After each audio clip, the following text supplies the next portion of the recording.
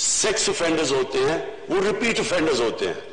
जिस तरह ये जो एक अभी भागा हुआ है जो आबिद, इससे पहले भी गैंग रेप की हुई है और फिर से जो भी उसको सजा दी थी जाहिर है वो इबरतनाक नहीं थी क्योंकि उसने फिर से किया। और ये तो रिपोर्ट हुआ सेकंड टाइम, बीच में कितने उसने ऐसे जुर्म किए जो अनरिपोर्टेड है। और जितना भी हम इस पे इन्वेस्टिगेट करते हैं तो हमें यह पता चलता है कि ये बड़ा एक छोटा सा नंबर रिपोर्ट होता है। चाइल्ड अब्यूज में भी जिधर बच्चों से जुल्म होता है और ये रेप केसेस में भी, क्योंकि हम सब जानते हैं कि वो किस तरह के ट्रॉमा और सदमा से गुजरते हैं, बच्चे भी और जो खातीन भी। तो इसके ऊपर हम तैयारी कर रहे हैं एक बिल की, लेजिस्लेशन की, जिसमें इबरतनाक सजा हो, खौफजदा हो लोग। ये करते हुए उनको पता हो कि किसी की जब वो जिंदगी तबाह करेंगे तो उसके कॉन्सिक्वेंसेस है। सो इंशाअल्लाह ये बिल तैयार हो रहा है, ये आपके सामने चंद दिनों में हम पेश करेंगे। और उसमें सिर्फ यही नहीं कि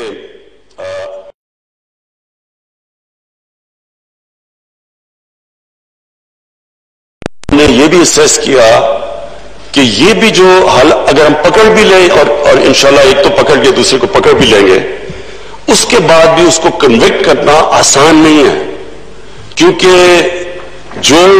जिस तरह की एविडेंस चाहिए अदालत के अंदर वो बहुत मुश्किल होता है। क्योंकि जाहिर है जिस तरह की वो एविडेंस देनी हो विटनेस बॉक्स में खड़े होके, वो बहुत मुश्किल होता है। तो उसके लिए भी हम प्रेपरेशन कर रहे हैं कि प्रोटेक्शन ऑफ विटनेस की, कि क्या उनको सामना ना करना पड़े अदालत में। तो उसकी भी इंशाल्लाह पूरी एक कॉम्प्रिहेंसिव एक लेजिस्लेशन लेके आएंगे। दूसरा जी, मैं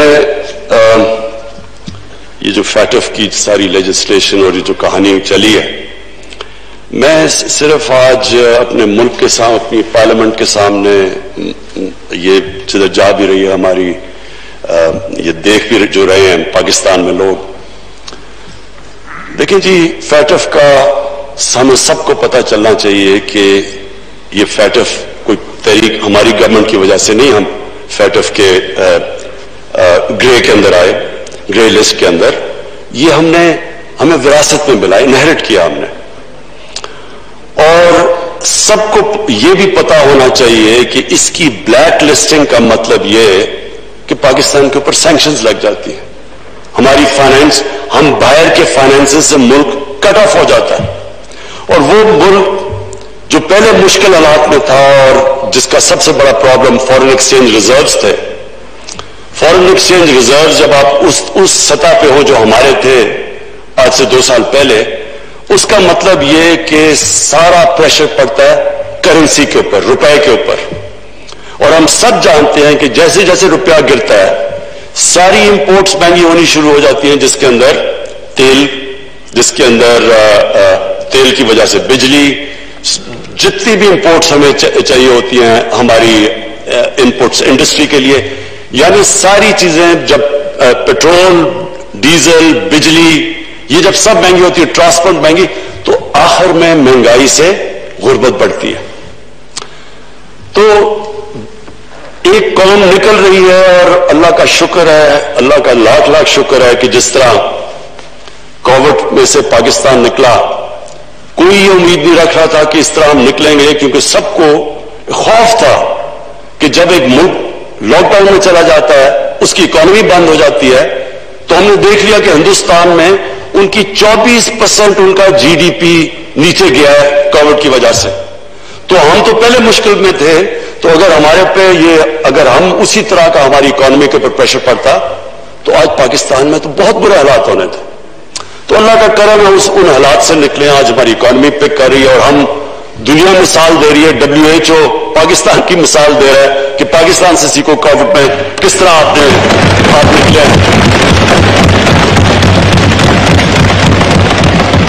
तो मैं तो आज ये उम्मीद लगा रहा था कि हमारी ऑपोजिशन जो आएगी वो हमारी तारीफें करेगी, हमें शुक्रिया अदा करेगी कि जिस तरह हमने इस मुश्किल वक्त से निकले हैं।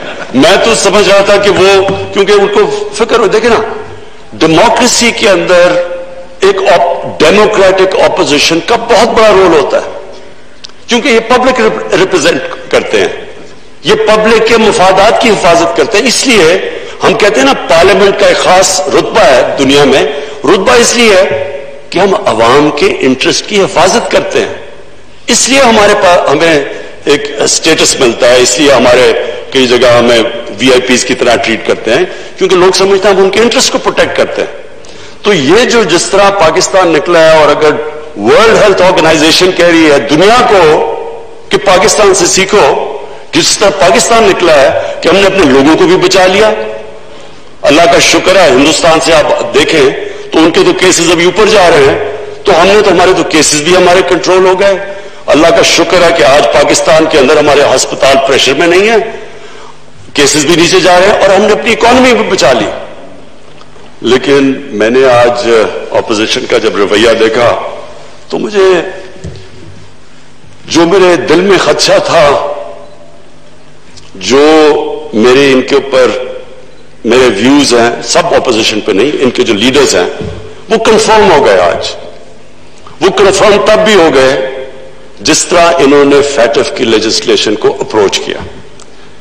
کیونکہ فیٹف کا بلیک لسٹ میں جانا مطلب اکنامک سینکشنز، اس کا مطلب کہ ہماری اکانومی کریش کرنا، اس کا مطلب روپیہ کدھر رکے گا، 250 پہ 300 پہ ڈالر جائے گا، کسی کو نہیں پتا، کیونکہ ہمارے پاس تو اتنے فورن ایکسچینج ریزروز نہیں ہے کہ ہم روپے کو سپورٹ کر سکیں. تو ان حالات کے اندر ہم یہ امید لگا رہے تھے کہ ہمارے ساتھ مل کے اپوزیشن فیٹف کی لیجسلیشن اس لیے پاس کرے گی کہ یہ پاکستان کے لیے ہے، ہمیں کوئی ذاتی فائدہ تو نہیں ہے. لیکن آج جس طرح انہوں نے نہ تو شکریہ ادا کیا ہمارا کہ جس طرح ہم نے بچایا پاکستان کو گورنمنٹ نے کووڈ سے، بلکہ میں نے تو ان کی تقریریں سنی تھی، مجھے مثال دی جا رہی تھی نریندر مودی کو دیکھو اس نے کیسے لاک ڈاؤن کیا ہے. مجھے یعنی جس طرح کی تنقید، کسی نے کہا ایف آئی آر کاٹ دو، کوئی لوگ مرے تھے تو انہوں نے کہا جی اس کے اوپر ایف آئی آر کاٹ دو. تو وہ کرتے اتنی یعنی جب تنقید کی تھی تو اگر اللہ نے کرم کیا تو ان کو پھر تھوڑی سی تو تعریف کر دینی چاہیے تھی. لیکن جو آج ان کا رویہ تھا، اور جو ہماری نیگوسیشنز چلی اور ہم نے کوشش کی ان کو کنونس کرنے کی کہ یہ پاکستان کے انٹرسٹ میں ہے، یہ فیٹف کے ہمارے گرے لسٹ سے نکلنا اور کئی خدا نخواستہ بلیک لسٹ میں جانا، یہ تو پاکستان کا ایشو ہے. لیکن جو بھی نیگوشیٹ کر رہے تھے، جو انہوں نے جس طرح کی نیگوسیشن کی، میری ایک کنوکشن ہے کہ ان کے لیڈرز کا انٹرسٹ اور پاکستان کا انٹرسٹ اپوزڈ ہے. جو پاکستان کی بہتری ہے اس کے اوپر ان کا کوئی فکر نہیں. ان کو اپنے ذاتی انٹرسٹ کو پروٹیکٹ کرنے کے لیے انہوں نے ہر قسم کی ہمیں بلیک میل کرنے کی کوشش کی. یعنی انہوں نے سمجھا کہ جی اتنا خوف زدہ ہوں گے کہ کہیں بلیک لسٹ نہ ہو جائے. انہوں نے 38 شکیں تھیں جو ہے نیب کے قانون میں، اس میں سے 34 میں انہوں نے امینڈمنٹس کا ہمارے سامنے رکھ دی. یعنی 34 نیب کے ایکٹ میں امینڈمنٹس کا مطلب کہ نیب کو دفن کر دو. سو انہوں نے استعمال کیا فیٹف کو اپنے جو کرپشن کے کیسز تھے وہ بچانے کے لیے، اور کوئی فکر نہیں کہ اگر ملک بلیک لسٹ میں چلا جاتا تو کیا ہوتا ہے. اور انہوں نے لاسٹ منٹ تک کوشش کی.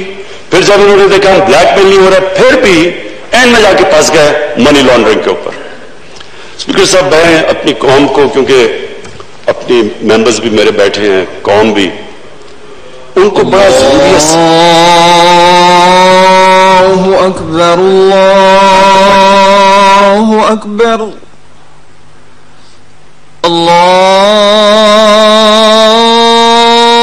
اللہ اکبر اللہ اکبر. اشہد ان لا الہ الا اللہ،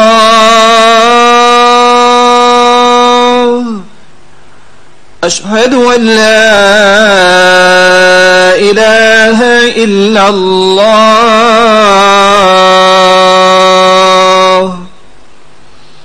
أشهد أن محمدا رسول الله أشهد أن محمدا رسول الله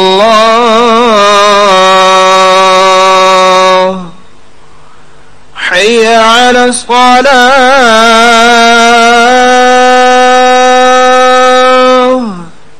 حي على الصلاة حي على الفلاح حي على الفلاح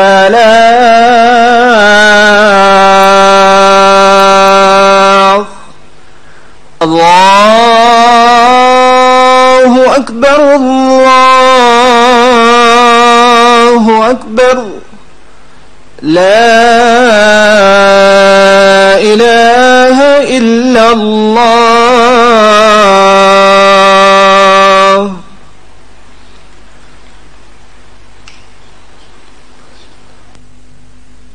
جی پلیز منی لانڈرنگ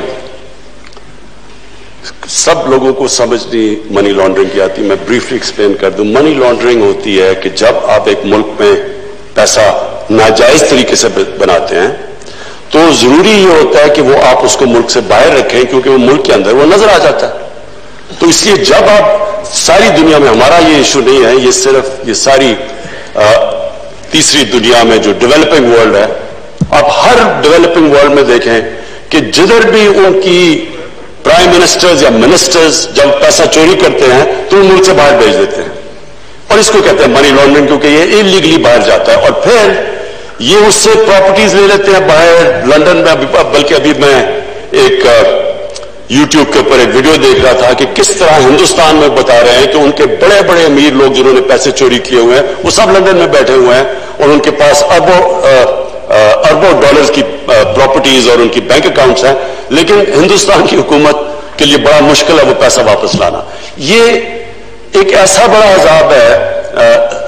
اسپیکر صاحب, میں صرف سب کی انفارمیشن کے لیے بتاؤں کہ غریب ملک, ڈیولپنگ ورلڈ غریب ہوتی جا رہی ہے, امیر ملک امیر ہوتے جا رہے ہیں کیونکہ ہر سال اندازہ لگایا جاتا ہے کہ 1000 ارب ڈالر غریب ملکوں سے ڈیولپنگ ورلڈ سے امیر ملکوں میں جاتا ہے. اسی طرح یہ مے فیئر کے فلیٹس اور یہ سب سے مہنگے علاقوں میں اس طرح کی اور بھی غریب ملکوں کا پیسہ جاتا ہے باہر. اور یہ اصل وجہ ہے کہ تیسری دنیا جو ڈیولپنگ ورلڈ نیچے جا رہی ہے, کیونکہ وہ پیسہ اگر اسی ملک میں خرچ ہو تو اسے نوکریاں مل سکتی ہیں, ہیومن ڈیولپمنٹ کر سکتے ہیں, سکولز بنا ہسپتال بنا سکتے ہیں. وہ جب پیسہ باہر چلا جاتا ہے تو باہر تو ان کے لیے نوکریاں مل جاتی ہیں اور وہ ادھر امپلائمنٹ بھی مل جاتی ہے اور ان کی دولت بھی بڑھ جاتی ہے اور ان کے فورن ایکسچینج ریزرو بھی بڑھ جاتے ہیں. لیکن اس ملک میں ایک تو وہ پیسہ باہر چلا جاتا ہے, دوسرا یہ ڈالرز لے کے پیسہ باہر بھیجتے ہیں. یہ جو ٹی کا سارا کیس ہے یہ ہے کیا, یہاں سے حوالہ ہنڈی سے پیسہ باہر بھیجا, جس کی ضرورت پڑی وہ ٹی سے منگوا لی اور انہوں نے کہا جی کہ نو کوسچنز آسکڈ کیونکہ ہمیں ریمیٹنسز آئیں گے. یہ پورا ایک ریکٹ ہے منی لانڈرنگ کا. اور اس ملک پہ جو اگر ہمارے روپے پہ پریشر پڑتا ہے, جو میں کہہ بیٹھا ہوں, جب روپے پہ پریشر پڑتا ہے مہنگائی آ جاتی ہے, غربت بڑھتی ہے. تو جب آپ اپنے ڈالرز یہاں سے ڈالر لے کے باہر بھیجتے ہیں تو وہ دوسرا نقصان پہنچاتے ہیں ہمارے ملک کو کہ ڈالرز کی جب کمی ہوتی ہے تو روپے پہ پریشر پڑتا ہے. اب اس کے اوپر آخر میں یہ جا کے پھنس گئے کہ جناب منی لانڈرنگ کو نکال دو نیب کے قانون سے. اگر ان کو کوئی ڈر نہیں ہے, اگر انہوں نے منی لانڈرنگ نہیں کی تو ان کو فکر کیا چیز ہے, ہمیں کیوں نہیں ڈر لگا ہوا.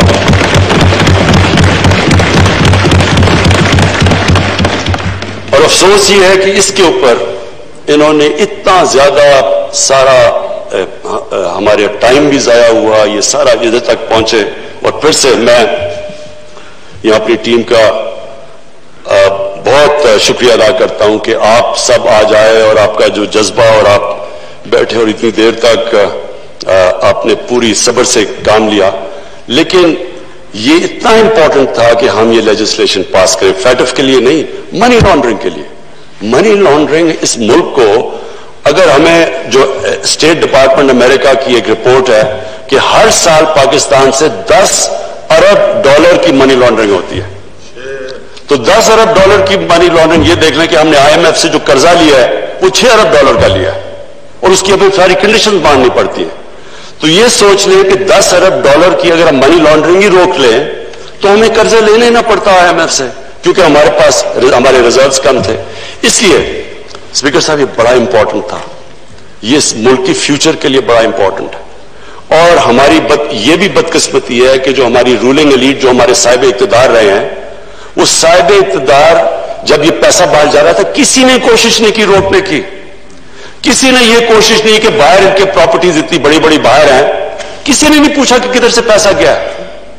انہوں نے مجھے عدالت میں, جب مجھے پولیٹیکلی وکٹمائز کر کے یہ عدالت میں مجھے لے کے گئے, کیونکہ پولیٹیکل وکٹمائزیشن تھی, کیونکہ میرا تو فلیٹ 2002 کا ڈکلیئر تھا, لیکن 2016 میں اس لیے لے کے گئے کیونکہ میں نے ان کا پیناما کا کیس اٹھایا ہوا تھا.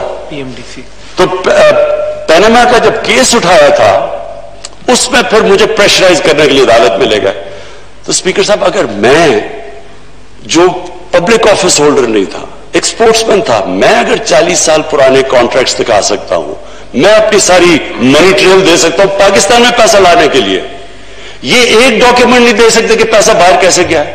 یہ بتا سکتے ہیں کہ ہائیڈ پارک, 1 ہائیڈ پارک, کیونکہ میں لندن میری بڑی زندگی گزری ہے, 1 ہائیڈ پارک لندن کا تقریباً سب سے مہنگا پراپرٹی ہے.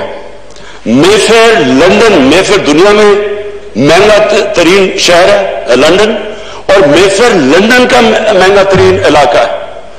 ادھر ان کے پاس اتنی پراپرٹیز, کدھر سے آیا پیسہ؟ یہ کوئی ڈاکیومنٹ بتا دیں کہ پیسہ باہر کدھر گیا. دوسری طرف آصف زرداری کی پراپرٹیز کی لسٹ ہے, اپنے نام پہ نہیں لیے ہوئے.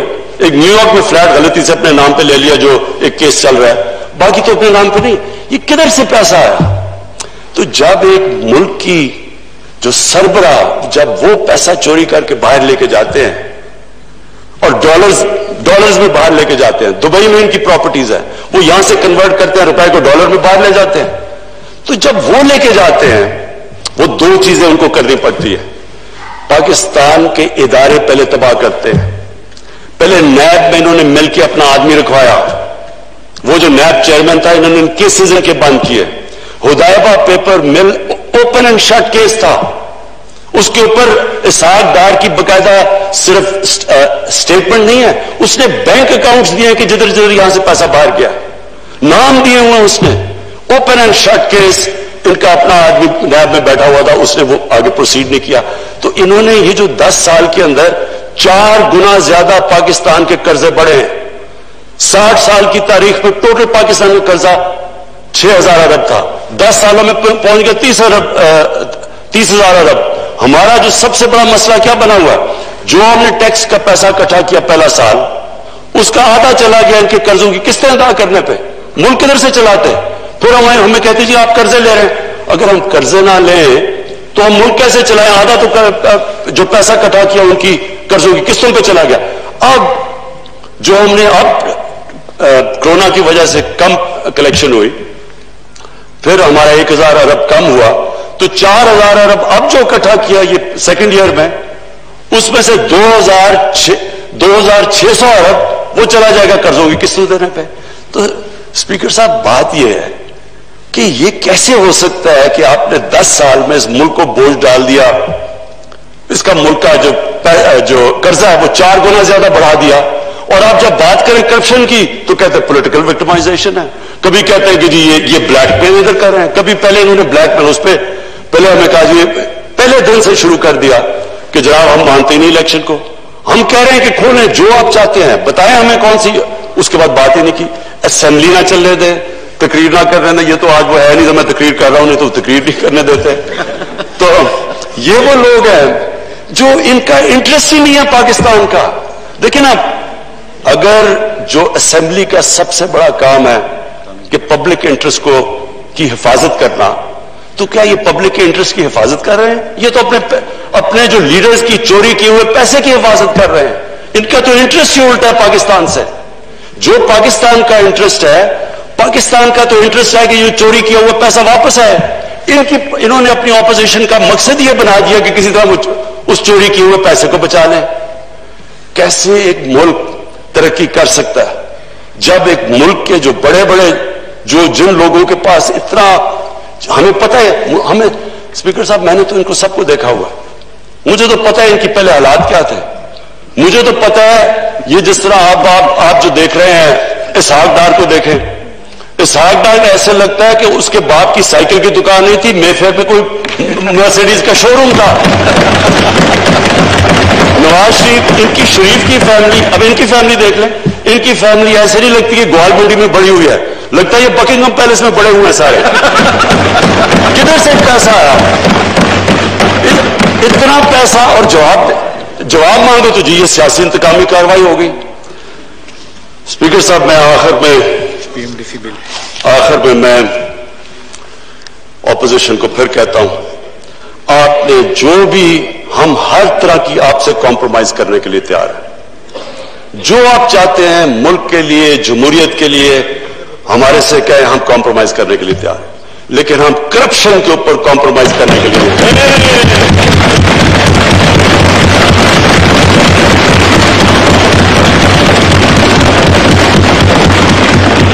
मैं आखिर में हाउस का शुक्रिया अदा करता हूं। ये जो पीएमडीसी का बिल पास किया, ये बहुत जरूरी था। स्पीकर साहब, बदकिस्मती से हमारी जो मेडिकल कॉलेजेस और हमारे जो डेंटिस्ट्री, उनके कॉलेजेस की जो स्टैंडर्ड है वो गिरती जा रही थी। इसके लिए बड़ा जरूरी था कि जो इंटरनेशनल बेस्ट प्रैक्टिसेस है उसके मुताबिक हम इनकी स्टैंडर्ड्स रेज करें। और ये जो बिल था, ये कोशिश तो कर रहे थे 1.5 साल से। मैं फिर से हाउस का बड़ा शुक्रिया अदा करना चाहता हूं कि आज उन्होंने ये बिल पास किया, और इंशाअल्लाह इससे हमारे डॉक्टर्स और डेंटिस्ट की स्टैंडर्ड बढ़ जाएगी। बहुत शुक्रिया। मैं भी तमाम हाउस को बहुत बड़ा मुबारकबाद देता हूं, क्योंकि आज हमने तारीखी कानून साजी की है। आप सबको बहुत मुबारक हो, क्योंकि ये हमारे लिए एक बहुत बड़ी बात है कि माशाअल्लाह जो कानून साजी मुल्क को कौम के बेहतर मफाद में थी, आज वो हो गई है। जी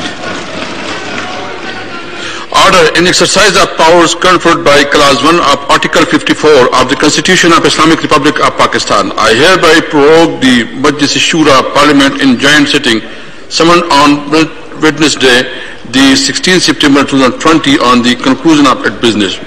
President Dr. Arif Alvi. Thank you. वज़ीर-ए-आज़म इमरान खान